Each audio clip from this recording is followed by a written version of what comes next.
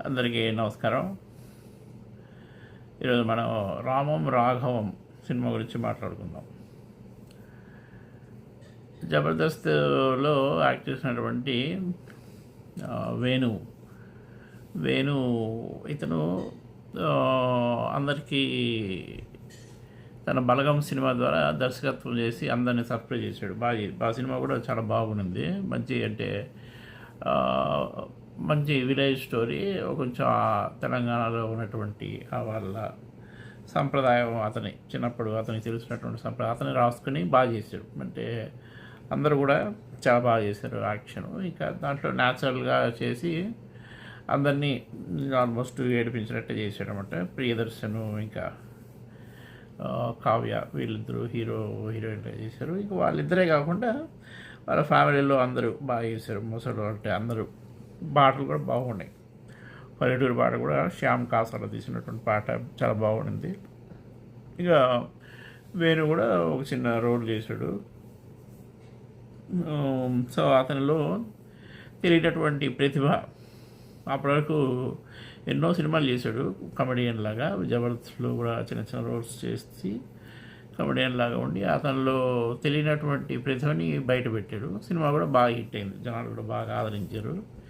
తర్వాత మళ్ళీ దిల్ రాజే వాళ్ళు ఇంకో సినిమా కూడా చేస్తున్నారు అనమాట. అది కూడా రెడీ అవుతుంది.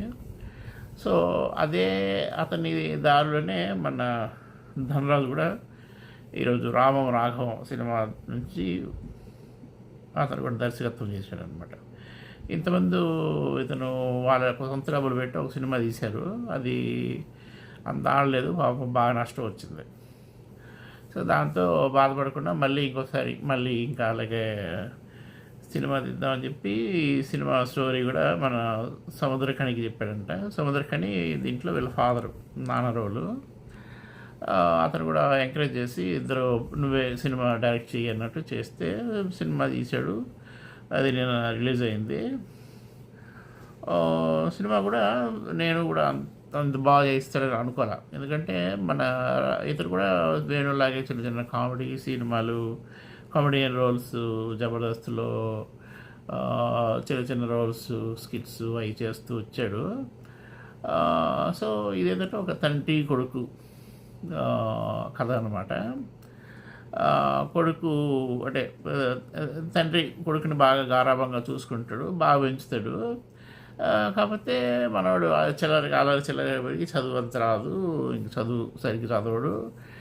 ఉద్యోగం కూడా లేకుండా పిచ్చి అల్లరి చిల్లరగా తిరుగుతూ ఉండడం, తాగడం అటువంటి చేస్తూ ఉంటాడు. సో నాన్న కూడా పాపం ఎందుకు పనికి రాకుండా పోయాడని చెప్పి తిరుగుతూ ఉంటాడు అనమాట, ప్రేమ కొద్దీ. సో అలా ఉంటుంది ఇద్దరు. సో తర్వాత ఒక క్షణంలో మనవాడు కూడా చిన్న చిన్న ఉద్యోగాలు చేయడం ఇష్టం లేదు, చేస్తారు కానీ అది పెట్రోల్ బంక్లో చిన్న జాబు ఇట్లా చిన్న చిన్న చేస్తారు కానీ అటువంటి నచ్చవు. కాబట్టి మళ్ళీ మేబీ చెడు సావాసాలు వీటి వల్ల ప్రతి దాంట్లో ఏదో ఒకటి అల్లరి చిల్లరగా చేసి దెబ్బలు తింటూ ఉండడం, పోలీసుల దగ్గరకి జైల్లో కూడా వెళ్తూ ఉంటారు అనమాట. సో కాకపోతే తొందరగా డబ్బులు సంపాదించాలి, కష్టపడకుండా అన్నట్టు ఆ విధంగా ఉంటాడు అల్లరి చిల్లరగా. సో చివరికి తండ్రినే చంపేద్దాం అన్నటువంటి దురాలోచన కూడా వస్తుంది. సో ఇక సినిమా అంతా ఏమవుతుంది, తన తండ్రిని చంపుతాడా అన్నట్టు అది అలాగా సినిమా. దాన్ని బాగా తీశాడు. ధనరాజు కూడా బాగా న్యాచురల్గా చేశాడు. అతను కూడా బేసిక్గా అతనే సినిమాలో హీరో. కాకపోతే న్యాచురల్గా సింపుల్గా ఆ రోల్కి సరిపోయాడు. అల్లరి చిల్లరగా ఉండడం, ఇక ఒక బాధ్యత గల తండ్రిగా నిజాయితీగా జీవితం సాగిస్తూ ఉంటాడు సబ్ రిజిస్టర్ ఆఫీస్లో. అతను కూడా పైన లంచాలకి డబ్బులు వస్తుంటాయి కాబట్టి ఎప్పుడు తీసుకోడు. నిజాయితీగా ఉండేసి అలాగే పద్ధతిగా ఉండాలని చూస్తూ ఉంటాడు. అలాంటి తండ్రిగా సముద్రఖని చాలా బాగా చేశాడు. ఇక కొడుకు కోసం కూడా ఎప్పుడు బాధపడుతూ ఉంటాడు. ఆ ప్రేమ ఇవన్నీ కూడా బాగా చూపించాడు. ఇక అల్లరి చిల్లరగా తిరుగుతూ ఉండడం, రోజు తాగుతూ ఉండడం, ఇటువంటి రోల్లో కూడా మన ధనరాజు కూడా సరిపోయాడు. సో మధ్యలో వీళ్ళ మదరు ఆమె కూడా పాపం కొడుకుని గారాబం చేస్తూ ఉంటుంది. కాకపోతే ఆమె కూడా అంటే ఇంకా సమయం వీడియోలు చేసే చిల్లర పనులకి బాధపడతా తల్లిదండ్రులు ఇద్దరు బాధపడుతూనే ఉంటారు. సో ఆ సినిమా బాగా ఆ ప్రేమ ఎవరికి చూపించాడు, బాగా చేశారు ఇద్దరు. ఇంకా సముద్రకని యాక్చువల్గా రోల్ సరిపోయాడు, అతను బాగా చేశాడు.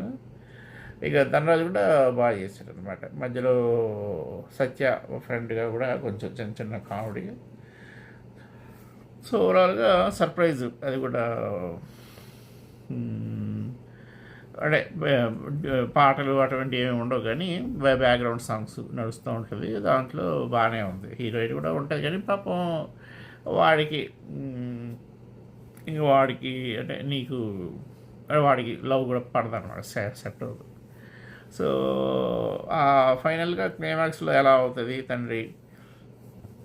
తండ్రిని చంపేశాడా, తండ్రి చంపి వీడు బాగుపడ్డా, లేకపోతే ఏమైనా జైలుకి వెళ్ళడా, ఇటువంటిది. క్లైమాక్స్ కూడా మనకి ఏదో ఇంటర్వ్యూలో అంటే స్టోరీ ప్లాట్ అనేది ఇంటర్వ్యూలో చెప్పేస్తాడు ఇంకా చంపాలన్నట్టు. సో సినిమా అంతా దీని మీద జరుగుతూ ఉంటుంది. సో అది ఆ క్లైమాక్స్ కూడా చాలా బాగా అంటే కథ కూడా గ్రిప్గా సాగింది. అంటే సింపుల్గా అయిపోకుండా దాన్ని కింద మీద బట్టి బాగానే చేసాడు. క్లైమాక్స్ కూడా బాగుంటుంది, అంటే మంచి ఎమోషనల్ మూవీ అన్నట్టే చెప్పుకోవచ్చు. బాగా అంటే ధనరాజు సముద్రకని ఇద్దరు బాగా చేశారు, వాళ్ళ మదర్ కూడా బాగా చేసింది. స్టోరీలో కూడా ఎక్కడ బోర్ ఏమనిపించాల, బాగుంది, మంచి సినిమా అనమాట. సో మంచి అటెంప్ట్.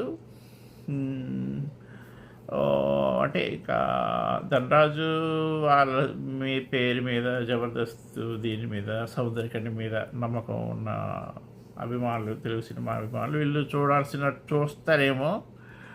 ఎంతవరకు సక్సెస్ అవుతుందో మన తెలుగు సినిమా ప్రేక్షకులే చెప్పాలి. అంటే పెద్ద హీరోలు, పెద్ద బడ్జెట్లు, పాన్ ఇండియా అటువంటివి కాకుండా ఒక మంచి నిజాయితీగా తీసినటువంటి సినిమా. ఇంకా దిల్రాజు వాళ్ళు బలగమని బాగా ఎలివేట్ చేసుకున్నారు, మార్కెట్ కూడా చేసుకున్నారు. ఇది ఎంతవరకు అవుతుందో చూడాలి. మనవాడు కూడా ఇంటర్వ్యూలో అవి చేశాడు. నేను చూసిన అంటే ఒక సగటు తెలుగు సినిమా అభిమానిగా వెళ్ళొచ్చు. ఎంతవరకు ఈ సినిమాకి న్యాయం చేస్తారో చూడాలి. నాకైతే సినిమా చాలా బాగా తీసాడని అనిపించింది. చూడాల్సినటువంటి సినిమా, అప్రిషియేట్ చేయాల్సినటువంటి సినిమా. మన వాడిలో కూడా ఆ టాలెంట్, దర్శకుడి టాలెంట్ బాగుంది. కథ కూడా బాగా రాసుకున్నట్టే. మంచి స్టోరీ, మంచి సినిమాని తెలుగు వాళ్ళకి పరిచయం చేశాడు. సో దాంట్లో ధనరాజు సక్సెస్ఫుల్ అనే చెప్పాలి. ఇక మన ఈ సినిమాని తెలుగు సినిమా ప్రేక్షకులు ఎంతవరకు ఆదరిస్తారో మనం వేచి చూడాల్సిందే.